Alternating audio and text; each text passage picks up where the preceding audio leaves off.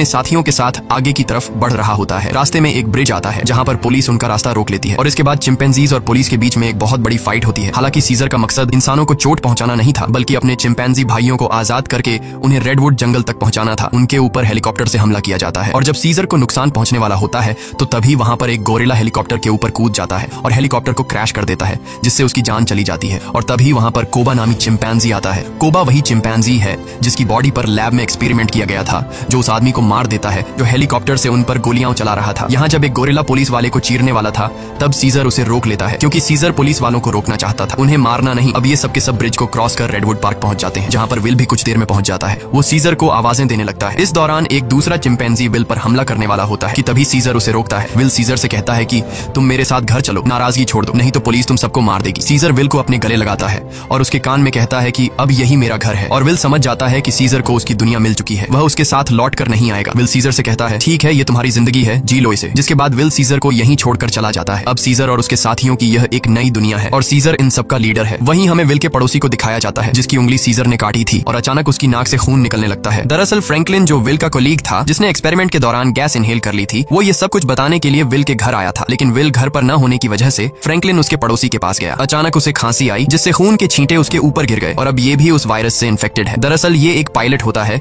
जो कि international flights उड़ाता है। इसका मतलब ये वायरस पूरी दुनिया में फैला देगा जिससे पूरी दुनिया बदल जाएगी, और होता भी ऐसा ही है। इस मूवी का सेकंड पार्ट 2014 में आया था, जिसमें दिखाया जाता है कि वायरस को फैले हुए आज 10 साल हो चुके हैं और दुनिया से इंसानों की बहुत बड़ी आबादी खत्म हो चुकी है। जहाँ एक तरफ इंसानों की आबादी कम हो रही थी, दूसरी तरफ चिंपैंजीज की जनरेशन बढ़ती जा रही थी। ये सभी उस जंगल में पूरी तरह से फैल चुके थे और वो सभी अब पहले से भी ज्यादा स्ट्रॉन्ग हो चुके थे। यहाँ हमें सीजर को दिखाया जाता है, वो अब भी सभी चिंपैंजीज का लीडर है और इस जंगल में सीजर का ही राज चलता है। इस जंगल में अब इंसानों का आना मना है। सीजर का अब एक बेटा हो चुका है जिसका नाम ब्लू आई है। एक दिन सीजर का बेटा जब अपने दोस्त के साथ जंगल में घूम रहा होता है, तभी उनके सामने एक इंसान आ जाता है जो जंगल में अपनी टीम के साथ हाइड्रो इलेक्ट्रिक डैम देख रहा होता है ताकि पूरे शहर को इलेक्ट्रिसिटी दोबारा से दी जा सके, और ये डैम चिंपैंजीज के इलाके में है। अब वो आदमी जब सीजर के बेटे ब्लू आई और उसके दोस्त को देखता है तो वो बहुत ज्यादा डर जाता है और अपनी गन निकाल लेता है। सीजर का बेटा भी घुर्राने लगता है। वो आदमी डर कर गोली चला देता है जिससे सीजर के बेटे का दोस्त घायल हो जाता है। गोली की आवाज सुनकर सभी चिंपैंजीज यहाँ पर आ जाते हैं। साथ ही जिस आदमी ने गोली चलाई होती है उसके साथी भी आ जाते हैं जो यहाँ पर डैम ढूंढ रहे होते हैं। चिंपैंजीज उन्हें मारना चाहते हैं। वो सब उन लोगों पर बहुत ज्यादा गुस्सा होते हैं। तभी इंसानों के ग्रुप का लीडर आगे आता है जिसका नाम मैल्कम है। वो सीजर से बात करता है। वो उसे बताता है कि हम यहाँ पर किसी को नुकसान पहुंचाने के लिए नहीं आए, हम तो बस यहाँ सिर्फ शहर की बिजली ठीक करने के लिए डैम ढूंढ रहे हैं। सीजर उससे कहता है चलो ठीक है, इस बार तुम आ गए लेकिन दोबारा यहाँ पर मत आना, तुम सब यहाँ से चले जाओ। अब वो सब के सब यहाँ से चले जाते हैं और इन्हीं चिंपैंजीज में जो कोबा होता है जिसके ऊपर कभी इंसानों ने एक्सपेरिमेंट्स किए थे, जो इंसानों से बहुत ज्यादा नफरत करता है, वो सभी चिंपैंजीज से कहता है कि इंसान दोबारा से हमारे इलाके में आ गए हैं, वो हमें फिर से नुकसान पहुंचाएंगे, इसलिए इंसानों को हमें अपनी ताकत दिखानी होगी। और सीजर भी अब उसकी बातों में आ जाता है और ये सब तय करते हैं कि ये इंसानों की बस्ती में जाएंगे। और अब सीजर अपने घोड़े पर बैठकर सबके आगे होता है, उसके साथ सभी चिंपैंजीज इंसानों के इलाके में जाते हैं। यहाँ पर दिखाया जाता है कि जो पहले रोशनियों से चमकने वाला एक खूबसूरत शहर हुआ करता था, अब वो पूरी तरह से वीरान हो चुका है। यहाँ पर टेक्नोलॉजी और बहुत सारी चीजें अब पूरी तरह से खत्म हो चुकी हैं। सीजर अपनी पूरी सेना को लेकर इंसानों के इलाके में पहुंच जाता है, जहाँ पर मैल्कम एक बार फिर से सीजर के सामने आता है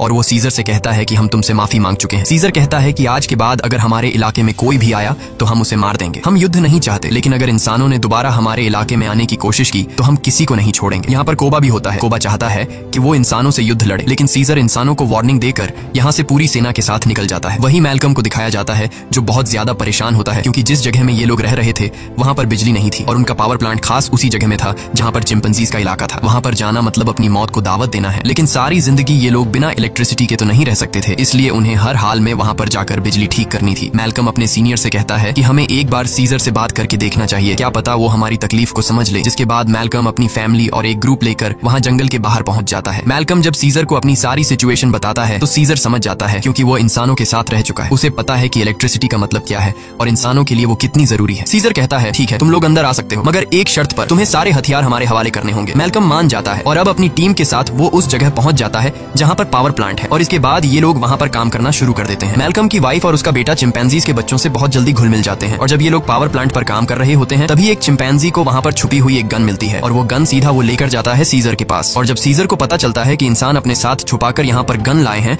तो उसका गुस्सा एक बार फिर से भड़क जाता है और वो मैल्कम और उसके साथियों से कहता है तुम जंगल छोड़कर चले जाओ। लेकिन तभी सीजर को पता चलता है कि उसकी पत्नी जो बहुत लंबे समय से बीमार थी, मैल्कम की पत्नी ने उसे दवा दी थी जिससे अब वो पूरी तरह से ठीक हो गई। ये देखकर सीजर इंसानों को एक और मौका देता है। वो कहता है तुम्हारे पास एक दिन और है, तुम इस पूरे पावर प्लांट को ठीक कर सकते हो और इसके बाद यहाँ से चले जाना। दरअसल मैल्कम का एक साथी जो कभी एक पुलिस ऑफिसर हुआ करता था, उसे चिंपैंजीज पर बिल्कुल भरोसा नहीं है। वो उनसे नफरत करता है और वो यहाँ पर गन्स लेकर आया होता है। उनके पास और भी गन्स होते हैं और जब ये लोग गन्स एक दूसरे को पास कर रहे होते हैं तो ऊपर से कोबा देख लेता है। कोबा गुस्से से लाल हो जाता है कि ये इंसान तो बिल्कुल भी भरोसे के लायक नहीं है और कोबा इंसानों से बहुत ज्यादा नफरत करता है और वो जल्दी से सीजर के पास जाता है। वो उसे बताता है कि इंसानों के पास और भी हथियार हैं, इंसान भरोसे के लायक नहीं है, तुम्हें उन्हें हमारे इलाके से निकालना होगा। जिस पर सीजर उसे सब्र रखने को कहता है। इस बात से कोबा को गुस्सा आता है। वो कहता है तुम्हें अपने साथियों की बिल्कुल भी परवाह नहीं है, तुम इंसानों से प्यार करते हो क्योंकि तुम भी उन्हीं में से एक हो। और अब सीजर को इस बात पर गुस्सा आता है और वो कोबा पर हमला कर देता है। सीजर उसे बहुत बुरी तरह से घायल कर देता है। कोबा अब बदले की आग में जलने लगा। वो यहाँ से सीधा उस जगह जाता है जहाँ पर इंसान और उनके हथियार हैं। वो वहाँ से इंसानों के हथियार लेता है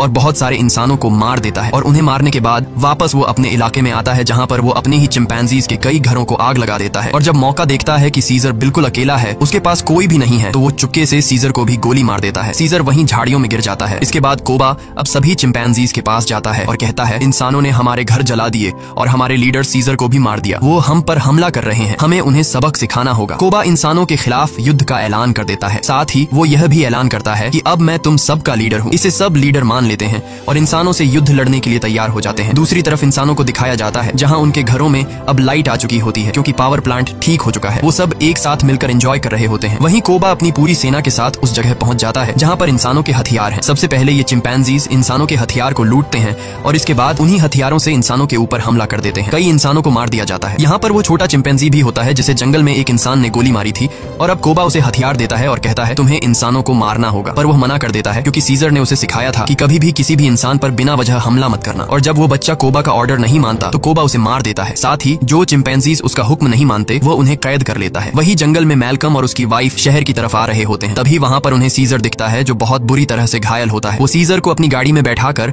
अपने घर ले आते हैं। वो उसका ट्रीटमेंट करते हैं और सीजर का अच्छी तरह से ख्याल रखते हैं जिससे सीजर की जान में दोबारा जान आ जाती है। सीजर के होश में आने के बाद वो उन्हें बताता है कि मेरे पर हमला मेरे साथी ने किया है जिसका नाम है कोबा। मैल्कम को भी यहाँ पर पूरी बात समझ में आ जाती है। सीजर पूरी तरह से ठीक नहीं था, इसीलिए उसे पूरी तरह से रिकवर करने के लिए मैल्कम मेडिसिन लाने के लिए स्टोर पर जाता है और तभी उसके सामने सीजर का बेटा आ जाता है जिसके हाथ में गन होती है। वो मैल्कम को शूट करने वाला होता है कि मैल्कम उसे बता देता है तुम्हारे पिता सीजर अब भी जिंदा हैं, वो हमारे पास हैं और उन्हें और किसी ने नहीं बल्कि कोबा ने शूट किया है। इसके बाद मैल्कम सीजर के बेटे को अपने घर ले आता है। वो अपने पिता को जिंदा देखकर बहुत खुश हो जाता है, जहाँ पर सीजर का बेटा सीजर को बताता है कि किस तरह से कोबा ने अपने आप को लीडर बनाया और उसने बाहर की दुनिया में मासूम लोगों की जान ली। सीजर के बेटे को भी अब पता चल चुका है कि उसके पिता सीजर पर और किसी ने नहीं बल्कि कोबा ने गोली चलाई थी। इसीलिए अब वह वापस उसी जगह जाता है जहाँ पर कोबा ने इंसानों को और बहुत सारे चिंपैंजीज को बंदी बनाकर रखा है। सीजर का बेटा सबको आजाद कर देता है। मैल्कम भी उनका साथ देता है और वो उन सबको टावर के अंदर ले आता है जहाँ पर उसकी मुलाकात वही पुलिस ऑफिसर से होती है। वह ऑफिसर मैल्कम को बताता है कि इलेक्ट्रिसिटी आने के बाद मैंने रेडियो से आर्मी के साथ कांटेक्ट कर लिया है और बहुत जल्द बहुत बड़ी आर्मी की सेना यहाँ पर आने वाली है